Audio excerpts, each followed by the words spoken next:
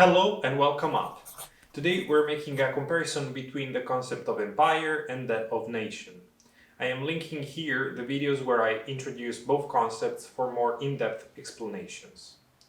But we can start by saying that a nation is a political community created out of a people with specific political intents. If you watched my video on nationalism, you will immediately understand that there is no specific definition of nation, because whenever you give one, you are assuming a specific political perspective. There is no way around it.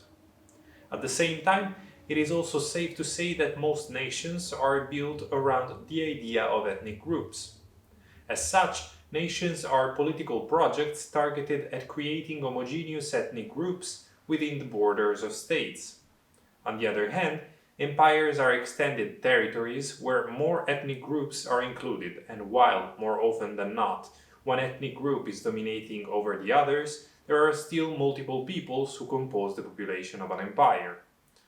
One example is the Soviet Union. This empire was home to at least 15 different peoples, as there were 15 Soviet republics. In practice, we know that many more ethnic groups were inhabiting the territory and even the present-day Russian Federation. But all these people knew Russian, and there was some sort of primacy of Russians over all the others. From the get-go, you can see how there is some tension between nation and empire. So much that it is not impossible to say that empire and nation can be two opposing political projects. For my recent book, I could explain how the Kingdom of Romania and the Russian Empire competed for the control of Bessarabia, formerly a part of Romanian Moldova, in the 19th and 20th century. Moldovans in Bessarabia, that for those who don't know are ethnic Romanians, were both part of the Russian Empire and the Soviet Union. As a result, they had to learn Russian. Yet they also became part of the Kingdom of Romania in the interwar period. Based on this historical experience, Moldovan politicians that aimed to secede from the Soviet Union in 1991 weaponized the idea of nation against Soviet imperialism. For some Moldovans, the idea of nation rested on an ethnic pan-Romanian political project, while most attempted to build a civic idea of multi-ethnic Moldovan nation. Regardless of the choice, you see how the concept of nation was weaponized against the idea of empire. This example shows how we can often assume that nations and empires are in opposition. Another less recent example comes from ancient Rome, an empire that lasted so long that could empirically demonstrate how an empire can develop a non-nationalist project of citizenship. Eventually, Romans normalized citizenship for every inhabitant of the empire. Clearly, this did not eliminate racism, but at least gave a fighting chance to those members of society who were not originating from people residing for centuries within the empire's border. One exception to this opposition between nations and empires is offered by colonial empires. The distance between the dominators and the dominated can help maintain double standards for longer periods of time. Yet, as the French example demonstrates, eventually an empire needs to overcome nationalism and normalize integration of peoples with different backgrounds if it aims to last longer.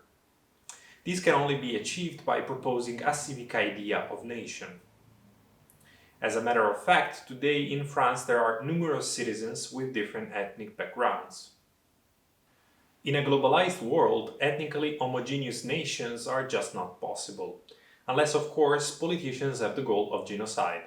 And this happened several times in the 20th century. In fact, the core idea of empire rests on two main elements. One, the political figure of the emperor and his absolute power, and two, militarism and territorial expansion. As such, at their core, imperial political projects reveal not to be direct opposers of nationalism. Rather, the cosmopolitanism that their continuous territorial expansion often causes is the conceptual element that enters in conflict with nationalism.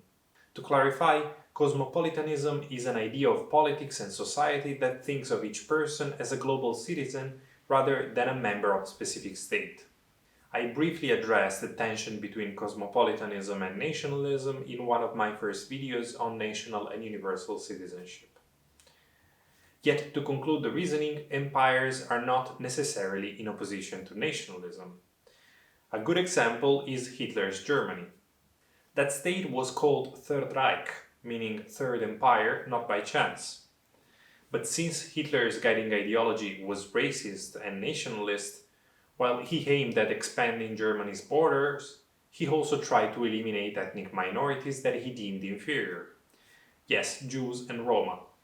So, to sum up, while empires are often clashing with nationalism due to a cosmopolitan ideology that the emperor might support, this is not always the case. Again, to offer you an example, Emperor Marcus Aurelius was one of the first thinkers to argue in favor of cosmopolitanism in his Meditations. And as said previously, ancient Rome is a good example of a cosmopolitan empire.